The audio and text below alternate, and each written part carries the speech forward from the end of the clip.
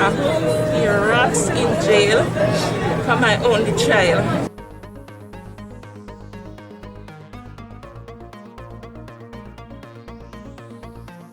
This is the Hummingbird News Channel, where we keep you up to date with news from across Jamaica. Thank you for watching. Please remember to subscribe, like, comment, and share.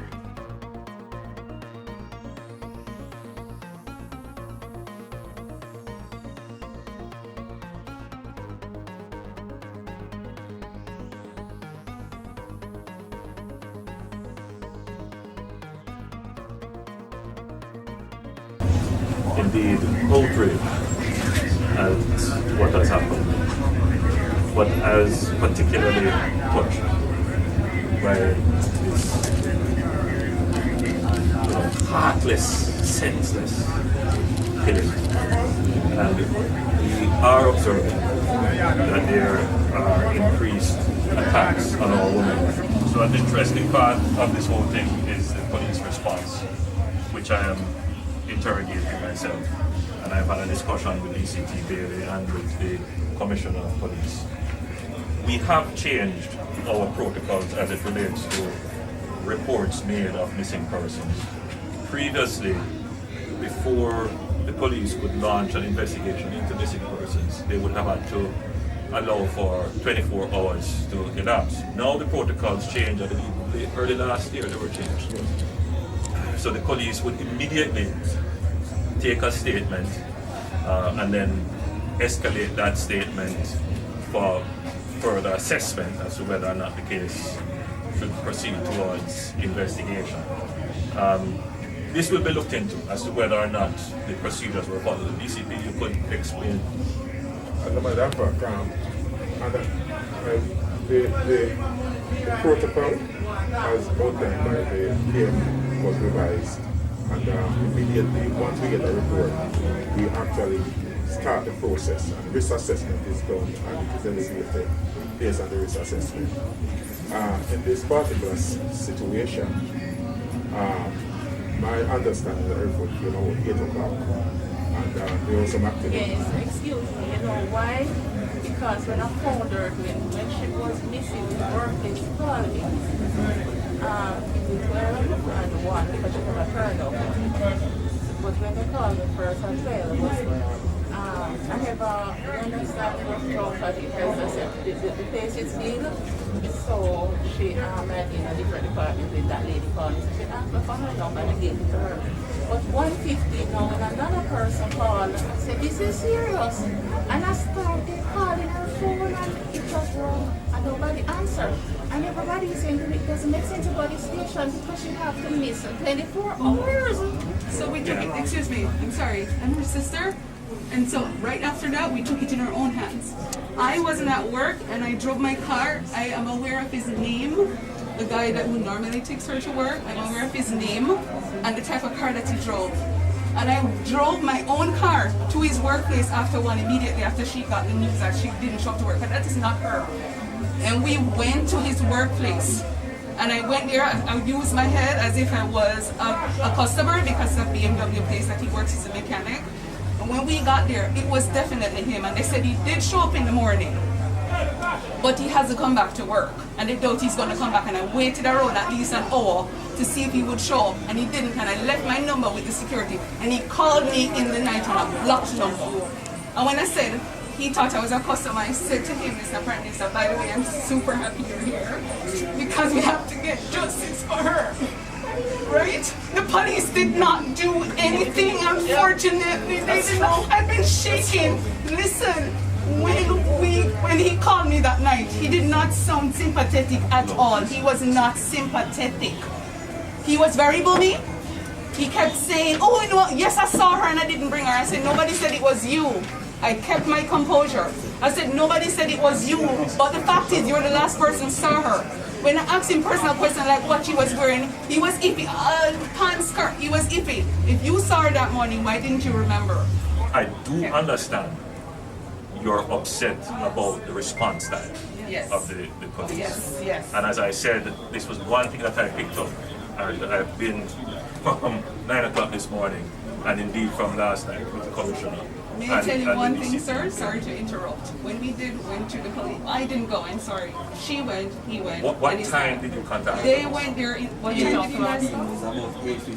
8:15 a.m. Yeah, because they said that That's we yesterday. can't go until 24. Who advised you that? Who told you that? We But went just to the- so I well, just I wanted to think one use of- this opportunity to say that DCP, you can repeat that that policy was revised. I believe it was But the revised. police told us that when we went there. Mr. Carter, Officer Carter, told us that when we went there. DCP, we need to use this opportunity to make it clear. Yeah, because nobody is aware of the new And changes. We're provided not all aware of this it. information that we have to him at this point in time. At what time was that? When we were making the At statement. 8:30? At 8:30, around 8:30 because 15 we get there. And when she was writing the statement, I was there advising him, giving him all the info, and he had all this info at that time. It's a very So from important that point to time note. till about the next day in the morning, no one has visited the suspect or even made an attempt to contact him. Yeah. That was all us. Yeah, we all No did one that. else. That We was had to all go back. us. We That was tested and through our did it. network. Yeah. Nobody. Is it the same suspect that we're talking about? The Yes. person versus Yes. another? Yes. But my understanding is a little different.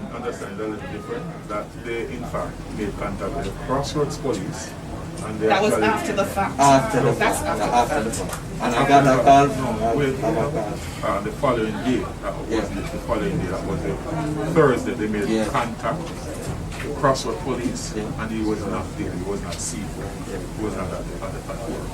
That's the information I got, which was the following day.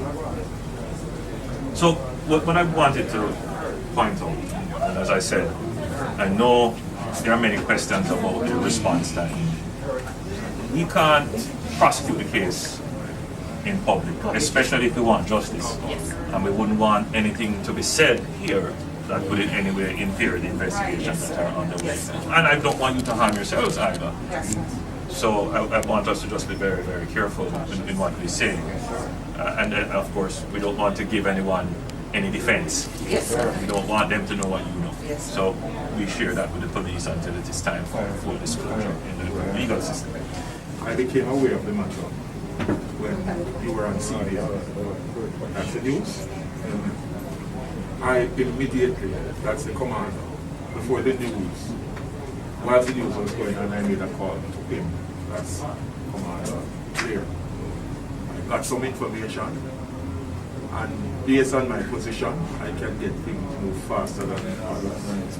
And I made contact with the appropriate agency and gave them certain specific instructions which were carried out. But I will reassure you that the investigation is well advanced and justice will be served. I can't go any further. It is well advanced and justice will be served. So I just want to reassure you. When there's a missing person, the report is made to the police. There's no timeline attached to that. A risk assessment is done based on the individual and other factors.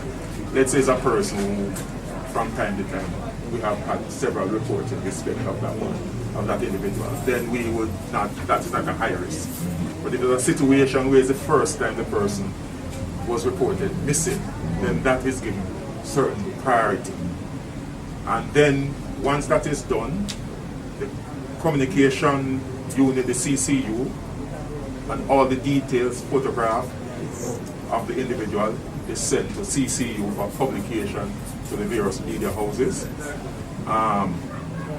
The Divisional Intelligence Unit, that is they are actually tasked with some responsibility. Based on the assessment that is made, the Criminal Investigation Branch is engaged to do the investigation. And there are some other internal protocols that I can't disclose right now, but that's how we definitely treat with missing persons. Based on the information that Mr. Carter, police officer, gave, he told me that he was sending him in the night. Same time when he gave him, Yes. but he called me the following day and told me that it was because he was sleeping. What we want to do is to give the assurance that the leadership of the police force takes these matters very seriously. And we do pay special attention to violence against our women and vulnerable. And we are noticing an increase in the number of violent events and indeed fatal violent events against women and children. Now, there is a long-standing battle with the culture of the country, of which the police is a reflection of that as well, that we tend to dismiss these kinds of domestic violence, interpersonal, intimate partner violence as man and woman business or family business, and the level of response is not what it ought to be. In this dispensation of protecting the individual right and the inviolability of the person, our culture does not respect the inviolability, that is the privacy of the person. So we don't have any reservation in touching, hitting, and of course you can see how that advances eventually to killing. And that's a cultural issue which we will have to change, because it will take us decades, but the government has to start that. Now, as it relates to your daughter, yes, Khanice, when I saw it, like all Jamaicans, we were immediately saddened, but that sadness quite quickly turned into outrage.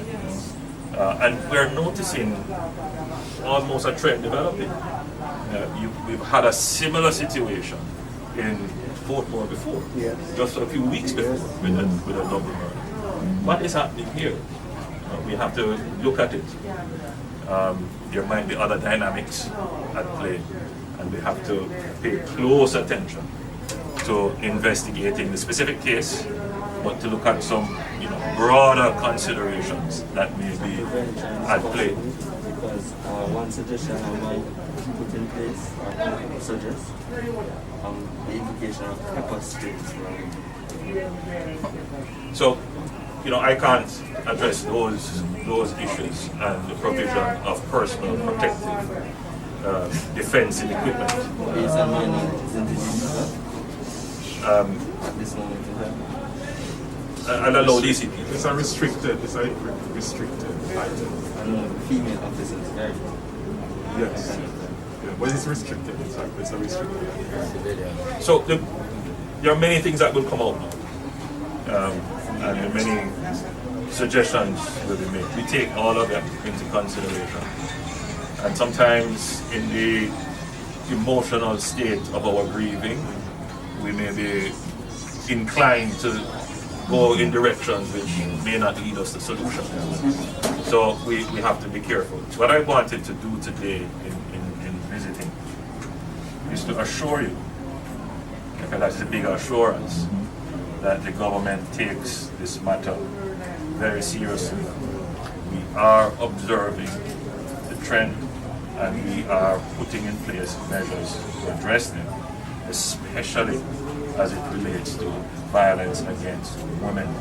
The general principle of a quick response time is something that you will have my assurance of, that we are going to revise and review the internal processes. Already I know they have reviewed and revised, and there's a new policy in place regarding missing persons. As to whether or not that policy has filtered down to the administrative level, that's something that we will have to correct. But it cannot be in future that any police officer is dismissive of the public or treats lightly any report of someone who has been missing and potentially in danger. There is a great deal of frustration on the part of the police and fatigue, and you will see it come out in response. But the police, above all else, is a professional body, and so they have to be able to manage that frustration, that fatigue, and always remember what their motto is: to serve and protect. We have the right person in custody, and it's just a matter of going through a process. And once that process is complete, will elevate it to another level. But we are certain that we have the person. And I want to thank you as well for your own initiative. Thank you. Right? It's very important that you have, exercised your own good judgment, that you have done so within the law. I hope you didn't put yourself at risk in doing it. But I want to thank you. We have also recovered some of the property of your daughter. And some other things. I don't go into details. And we know how the incident happened. We have recovered some additional things that points to how it happened.